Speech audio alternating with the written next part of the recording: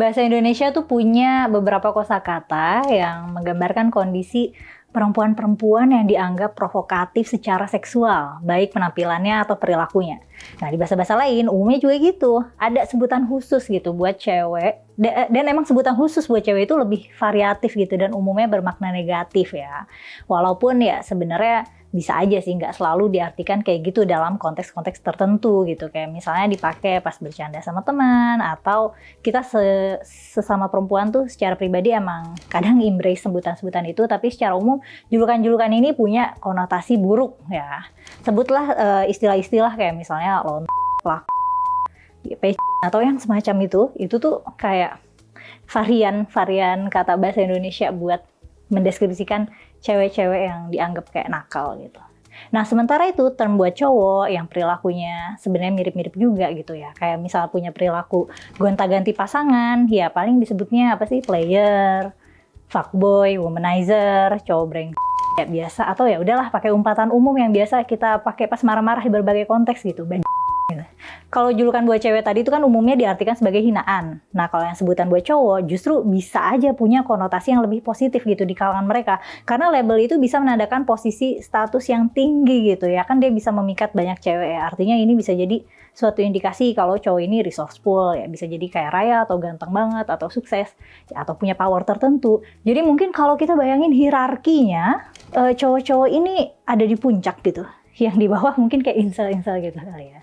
Nah, slut shaming atau tindakan menghina, merendahkan, menghakimi seseorang berdasarkan penampilan atau perilaku yang dianggap mencerminkan kondisi seksualnya itu umumnya emang lebih banyak dialami perempuan. Misalnya aja ya, kayak ini biasanya yang kena nih cewek-cewek yang pakai baju ketat, bajunya terbuka, atau kayak dia tuh punya aura yang sensual, seksi gitu loh. Ya, punya fitur-fitur fisik yang bikin mereka sexually mencolok gitu. Nah, cewek-cewek kayak gini bisa gampang jadi target slut shaming.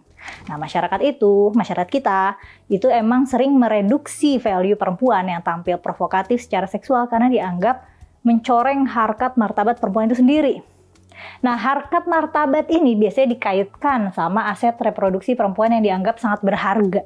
Dan istilahnya tuh ya perlu dijaga gitu. Makanya banyak budaya-budaya yang melanggengkan bahwa perempuan perlu stay chaste, nggak mengumbar seksualitasnya, nggak berhubungan seks sebelum dia menikah.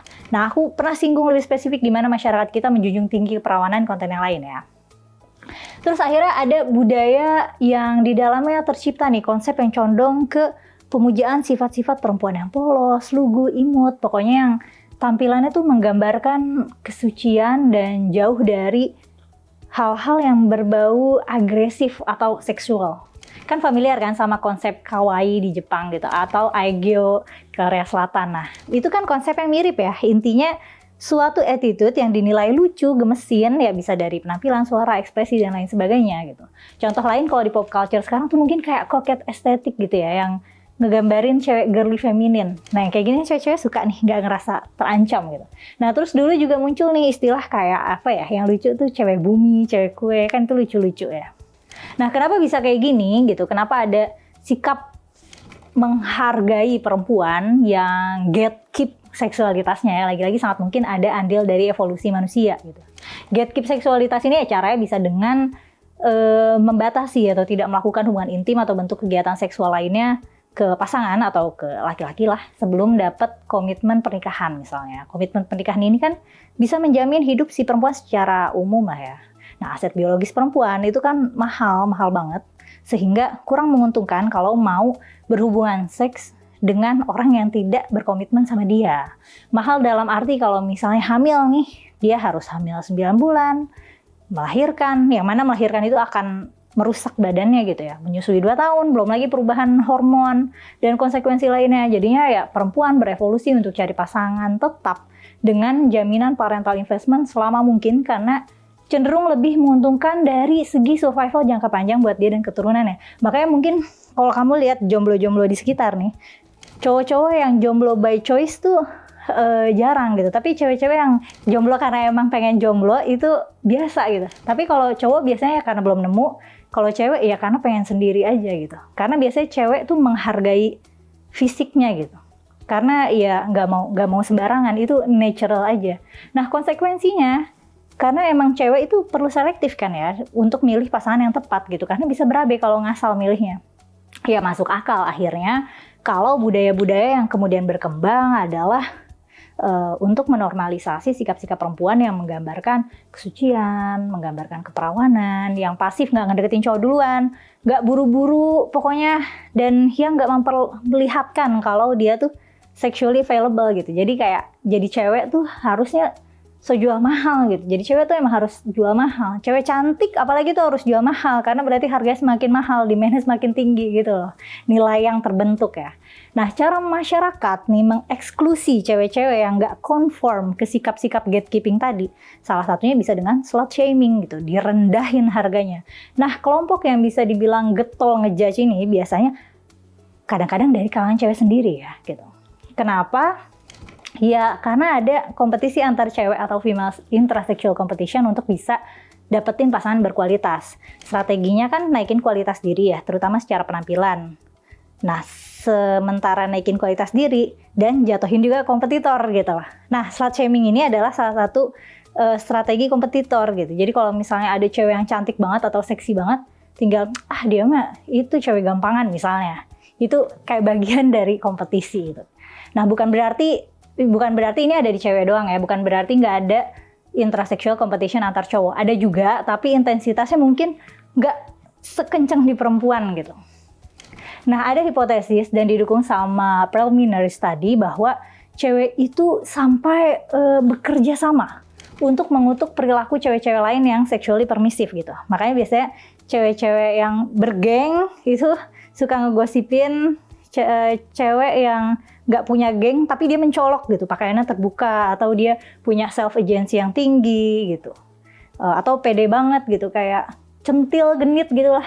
Nah, nanti kalau misalnya mereka udah kerja sama gitu bikin geng, ya tujuannya untuk ngediscourage perilaku permisif itu, biar value cewek yang nakal atau genit yang dilihat kayak gitu, itu value-nya jadi rata lagi gitu, dia nggak mencolok lagi, atau seenggaknya nggak lebih tinggi dari mereka, karena nggak ada cewek lain yang kelihatan menonjol lewat ekspresi-ekspresi yang dianggap bisa menarik lawan jenis dengan terlalu mudah gitu, atau kasarnya kelihatan gampangan dan nakal lah gitu.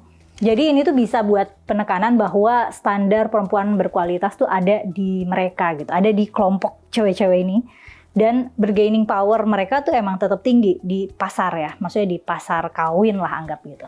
Nah, selain itu mereka juga bisa aja bersama-sama, sama-sama secure nih dalam interaksi sosial, karena nggak dapet backlash dari sesama cewek. Makanya penting banget nih untuk cewek punya temen geng cewek, karena bisa juga buat ngelindungin reputasi gitu.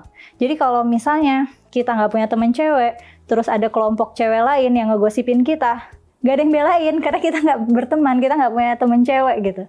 Nah, soalnya teman-teman cewek yang baik gitu, yang emang satu circle sama kita, itu biasanya cewek itu punya kecenderungan mereka sadar sama radar gosip gitu.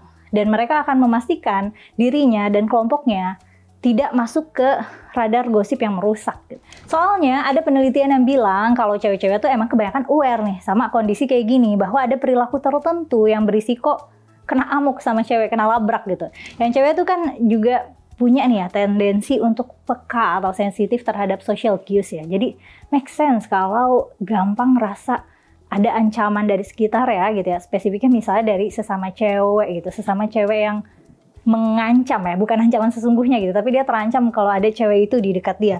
Makanya ada kasus-kasus di mana cewek-cewek tuh sengaja untuk tone down penampilan, kayak pakai baju yang lebih sopan atau dandan nggak terlalu wah gitu ketika ngumpul sama cewek-cewek lain yang juga ada laki-lakinya. Atau misalnya ketika teman-teman cewek kita bawa pacar-pacarnya gitu ya. Intinya gimana supaya penampilan kita itu nggak jadi sasaran slut shaming cewek-cewek lain gitu, dituduh caper, penggoda dan lain sebagainya gitu ya.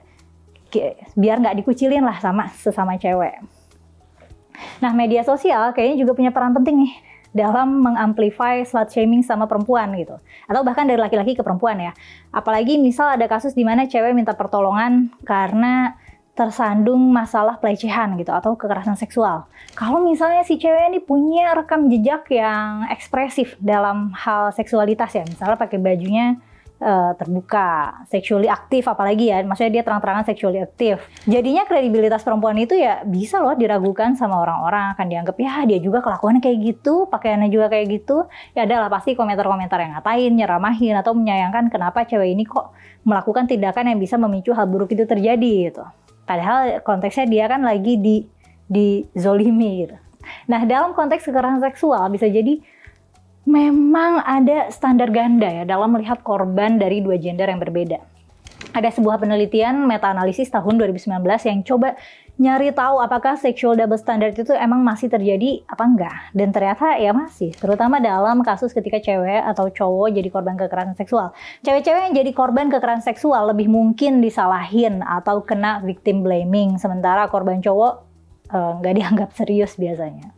Nah emang sih kesadaran untuk melakukan tindakan preventif buat cewek-cewek itu penting ya. Dunia kan nggak ideal. Perempuan bisa dibilang punya risiko yang lebih tinggi untuk menjadi target kejahatan seksual. Tapi kan dunia juga udah mulai berubah ya nggak sih, orang-orang lebih ekspresif dan setiap orang memang berhak atas rasa aman terlepas dari apa yang seseorang itu pakai atau bahkan dari sexual activity-nya dia gitu. Jadi setiap individu juga punya tanggung jawab moral untuk nggak berbuat jahat sama orang lain. Jadi ya komentar-komentar yang terpaku nyalahin korban cewek kayak gitu tuh sebenarnya nggak rasional ya. Kayak ya kurang-kurangin lah. Terus kalau misalnya emang ada ribut-ribut kayak gini di antara cewek-cewek, narasi woman support woman tuh realistis nggak sih? Ya secara umum sih kayaknya nggak bisa juga ya cewek benar-benar secara rata gitu atau secara sepenuhnya gitu, secara komprehensif cewek support cewek gitu. Karena kita umumnya mendukung, mendorong, membela orang lain berdasarkan ide-idenya, tindakannya, dan bukan semata karena gendernya aja. Jadi ya sebenarnya gak bisa maksain juga sih untuk mensupport perempuan lain dalam konteks nilai-nilai yang dipegang gitu ya. Kalau misalnya dalam hal yang butuh skill gitu ya, of course aku nggak mau support perempuan yang nggak skillful misalnya gitu. Kalau ada opsinya laki-laki yang skillful ya pilihnya laki-laki gitu, ya supportnya laki-laki ya, atau ya nggak bisa dipukul rata lah. Nah dalam dunia modern narasi woman support woman itu kayaknya bisa kita lihat sebagai salah satu upaya untuk menetralisir rivalitas ya atau insting kompetitif antar sesama cewek tadi, sehingga nggak ada lagi tuh rasa jengkel nggak beralasan yang ditimpakan ke misalnya cewek-cewek yang rajin posting foto cakep atau foto seksi gitu di media sosial gitu. Jadi intinya ya secara permukaan kita melihat semua perempuan ya setara aja gitu. Ilangin aja asumsi-asumsi negatif bawaan yang menghambat interaksi yang baik. Ya intinya sih kayak lihat orang lain tuh setara terlepas dari gendernya, dari identitas lainnya. Baru deh kalau udah masuk ke ranah pemikiran dan tindakannya bisa tuh kita nilai orangnya gitu.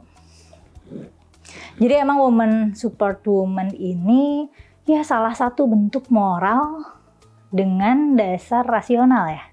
Supaya kita nih cewek aware, gak gampang ngerasa hostile dan terancam karena beredar nih cewek yang super cakep, apalagi genit gitu di sekitar kita gitu. Lebih sadar kalau ancaman cewek-cewek yang ekspresif ini sebenarnya ancaman yang gak rasional gitu. Bawaan sisa warisan nenek moyang aja gitu. Secara kita adalah produk evolusi kan. And in our defense, cewek tuh emang bisa aja melakukan tindakan slut shaming tanpa sadar gitu. Ya dia kesal aja, rasanya pengen ngatain aja tuh cewek gitu.